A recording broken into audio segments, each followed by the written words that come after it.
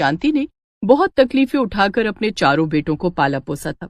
जब बेटे बड़े हुए तो शांति ने 3 बेटों की शादी करा दी। रमन की शादी बबीता से हुई तो श्याम की विनीता से और कविता सुरेश की पत्नी बनकर घर आ गई। बस अब सबसे छोटा बेटा अनिल ही बचा था। फिर उसी शाम, ये बुढ़िया भी ना बड़ी चंट है। क्या हो गया भाभी, इतने गुस्से में क्यों हो? देखा नहीं, सुबह हम लोग जरा सा टीवी देखने क्या बैठे, बुढ़िया ने उठाई झाड़ू और लगी दिखावा करने अपने बेटों के सामने। ठीक कह रही हो भाभी, ऐसे करके उन्होंने मुझे भी कई बार डांट पड़वाई है।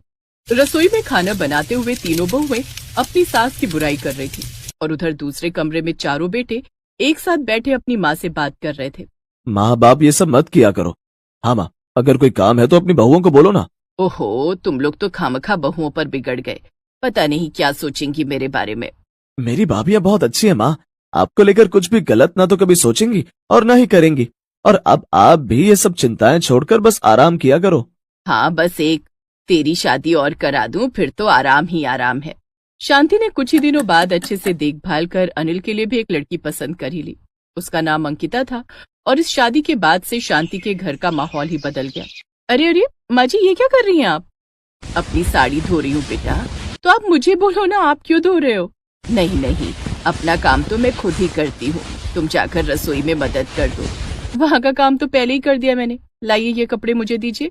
अंकिता ने शांति से जबरदस्ती उसके कपड़े ले लिए और उन्हें धोने लगी। शांति मुस्कुराते हुए उसे देख रही थी। आखिर अब जाकर उसे ऐसी बहू मिली थी जो सच में उसका ख्याल रख रही थी। लेकिन दूसरी तरफ अंकिता की तीनों जेठानियां इस बात से चिढ़ने लगी थी। देख रही हो कैसे वो अंकिता माँ जी को मस्का लगाती फिरती है। हाँ, और उस बुढ़िया को भी तो देखो, अंकिता के अलावा उसे भी तो कोई नहीं दिखता, हर वक्त उसी की तारीफों के पुल बांधती रहती है। मुझे तो डर है कि कहीं बुढ़िया मरने से पहले सब कुछ उसी के नाम ना कर जाए। अजी ऐसे कैसे? मैं इस घर की सबसे बड़ी बहू हूँ, हर चीज पर सबसे पहला अधिकार मेरा है। वक्त के साथ तीनों बहुओं के मन में अंकिता के प्रति गुस्सा और ईर्ष्या बढ़ रही थी। और फिर एक दिन, तू अपनी औकात में रह समझी। पर भाभी मैंने किया क्या है? हा, कितनी भोली बन रही है।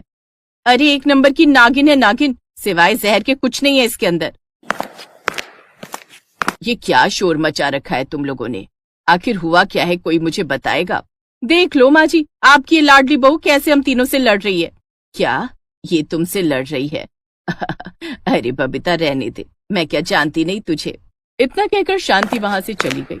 अंकिता की जीत होते देख तीनों बहुएं उससे और भी नफरत करने लगी। फिर उसी शाम, कुछ तो करना पड़ेगा इसका। तुम दोनों परेशान मत हो, मैंने सब सोच रखा है। इसका चूल्हा अलग करवा देंगे। जब सारा काम अकेले करना पड़ेगा तब अकल ठिकाने आएगी इसकी। पर भाभी अभी भी घर का ज्यादातर